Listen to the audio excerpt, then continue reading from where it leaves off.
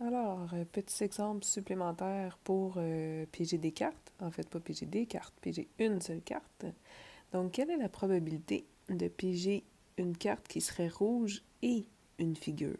Donc, le symbole, c'est ça ici. Ça ne devrait pas être très élevé. Les cartes rouges, j'en ai 26, mais je veux aussi que la carte soit une figure. Donc, c'est pas ces cartes rouges-là qui me feraient gagner. C'est juste ces 6-là. Donc, j'aurais 6 chances sur 52 cartes de gagner si je veux une carte qui est à la fois rouge et une figure. 6 sur 52, divisé par 52, ça donne réduit 3 sur 26. Si je reprends les mêmes caractéristiques, mais que là, je veux le « ou », okay, je vais avoir pas mal plus de cartes qui vont me faire gagner. Donc, je peux gagner avec une carte qui est rouge, donc ça me donne déjà 26 cartes possibles. Et je peux aussi gagner avec une figure. Les figures, j'en ai 3, 6, 9, 12. Mais il ne faut pas que je fasse 26 cartes rouges plus 12 figures. C'est beaucoup trop. À mes 26 cartes rouges, ces 26-là, il faut que j'additionne mes 3 figures de pique et mes 3 figures de trèfle, ce qui fait que j'en additionne juste 6. Ce qui va me faire une probabilité de 26 plus 6, donc j'ai 32 sur 52. On va simplifier ça.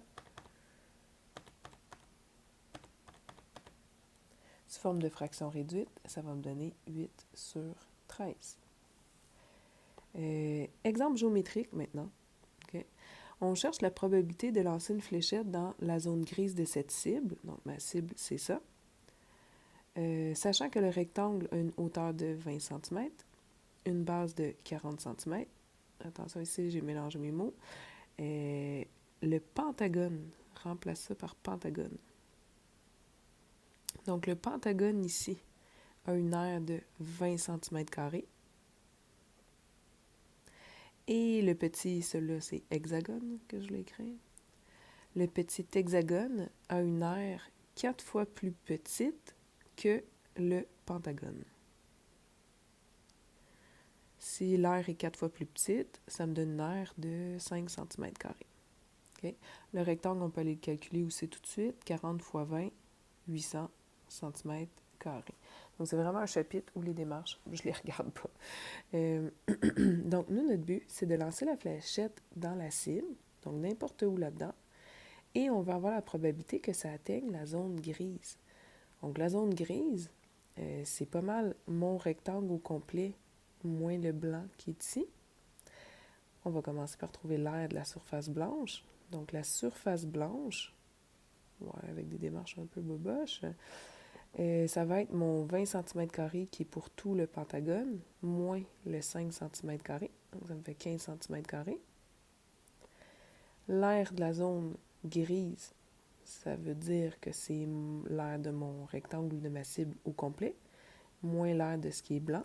Donc, j'ai du 800 cm², moins 15 cm² qui me donne 785 cm². Si on m'avait demandé de trouver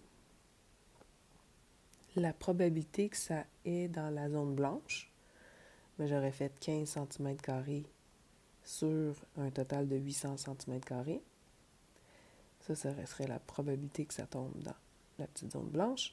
Mais là, je demande la probabilité que ça aille dans la zone grise. Donc, la zone grise, j'ai pas mal plus de chances que ça. C'est le 785 cm² sur le rectangle au complet de 800 cm². On va réduire nos unités de mesure. Avec la calculatrice, ça devrait nous donner quelque chose de réduit. Ça nous donne du 157 sur 160.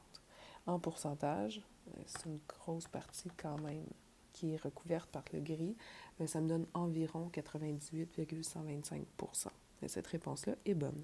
Donc, la probabilité que la fléchette est dans la zone grise, ici, et ici aussi, c'est correct, c'est de 157 sur 160. Faites attention à bien changer les mots, là, hexagone par pentagone, pentagone par hexagone et hexagone par pentagone. Je me suis trompée quand j'ai fait mon dessin.